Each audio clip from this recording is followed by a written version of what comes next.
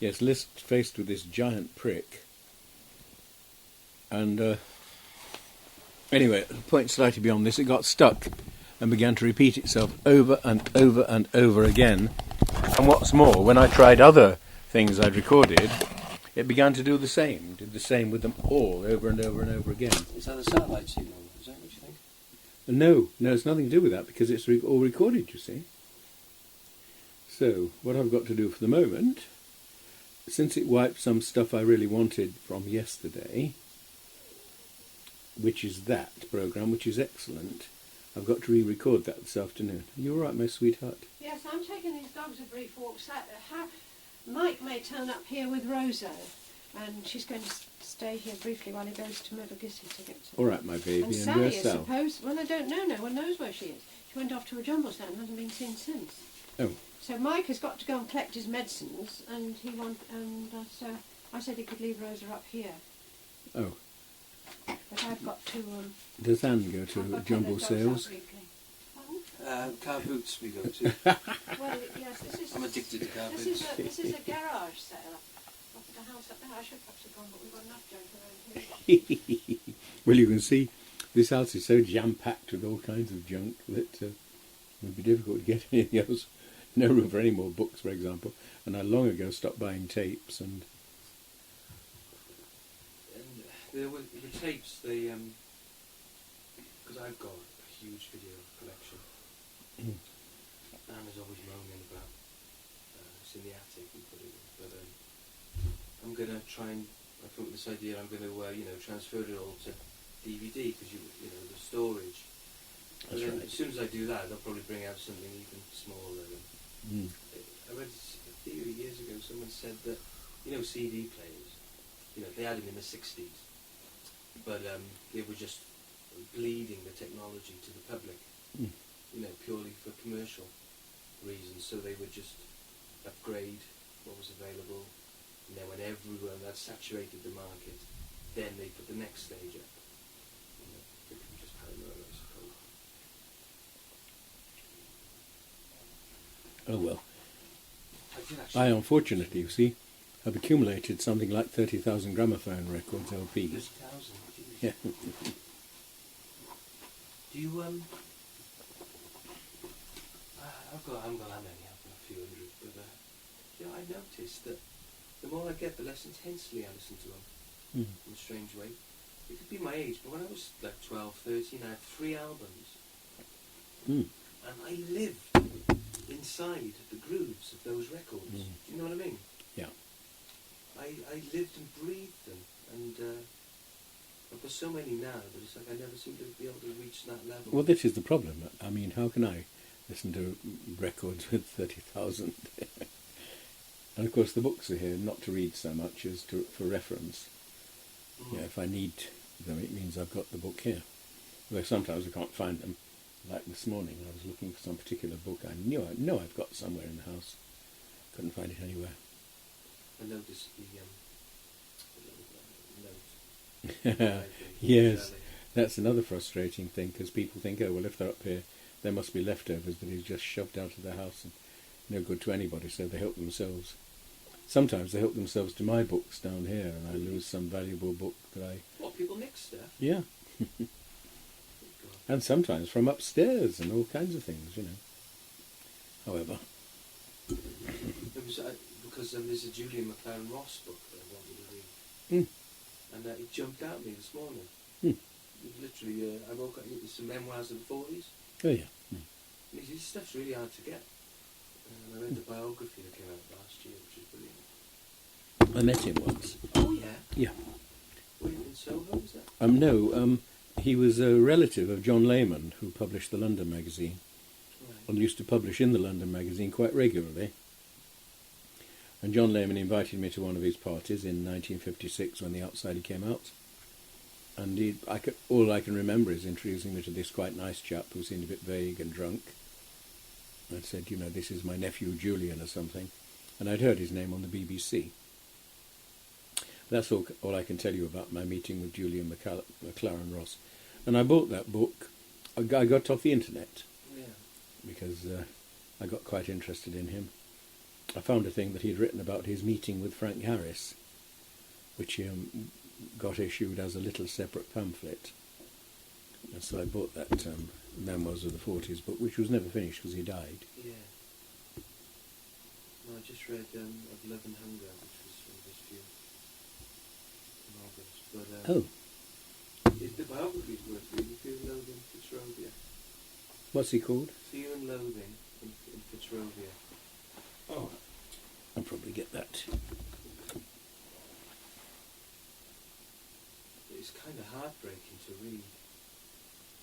Mhm. Literally, he had a family which always ups the ante, I imagine. But he was literally writing,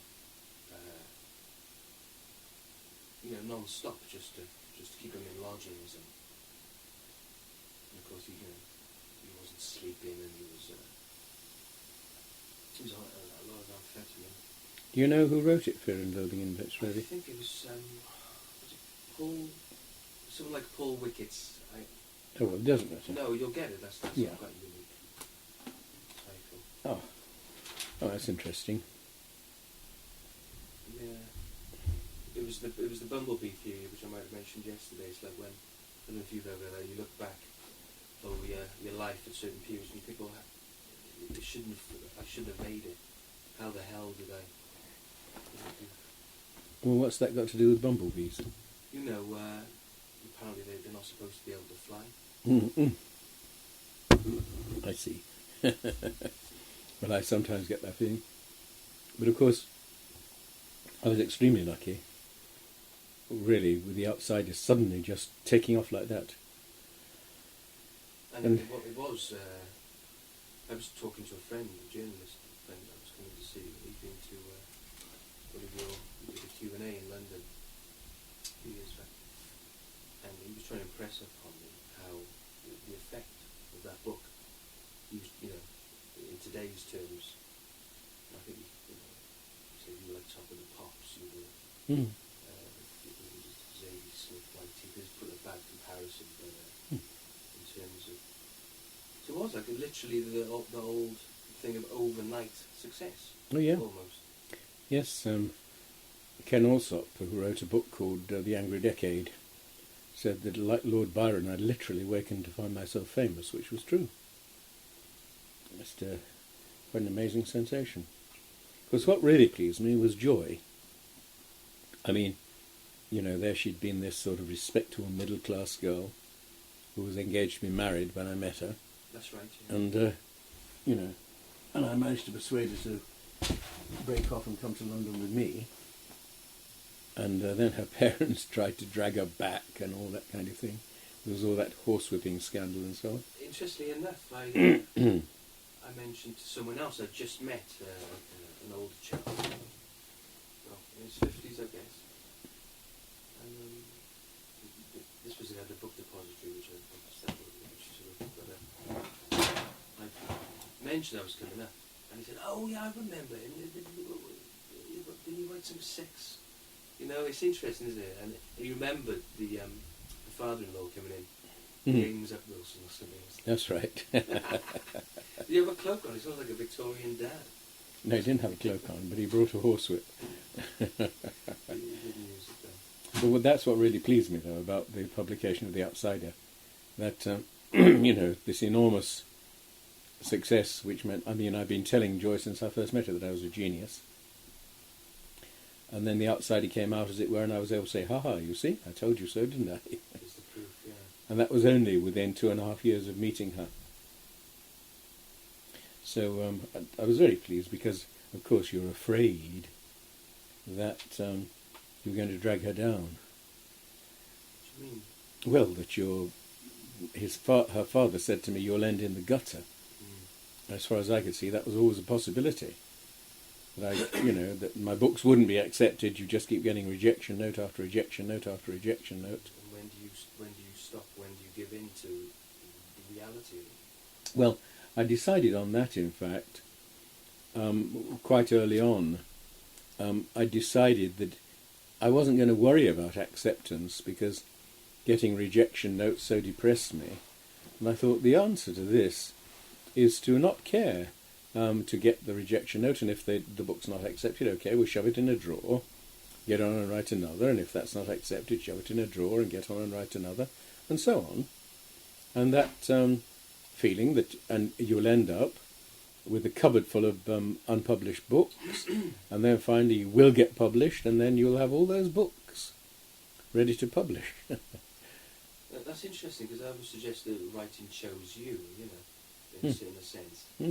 There's an idea that if a writer, you could tell a writer's a writer if he was, say, stranded on a desert island with no hope of being recovered, he'd still write. It's like Isaac Asimov, when they said to him, what would you do if you knew that the end of the world would occur in half an hour? He said, type a little faster. That's a good word. But that business of suddenly becoming famous overnight, I mean, at least it meant that I couldn't become defamous. Well, I did to some extent because of the attacks on me, but it meant no matter how much they attacked me, they couldn't, as it were, down me for good. And when I was published in 16 languages, as I was at the end of the first year, then, you know, I could always rely on getting published. I mean, in foreign countries, if not in England and America. I think what a big success like that, it gives you context as a person. So no matter what happens, then you've got. It's like doing interviews. Like my last album, my press officer was saying, the problem, and I'm probably getting pressed because they keep saying, where's the angle?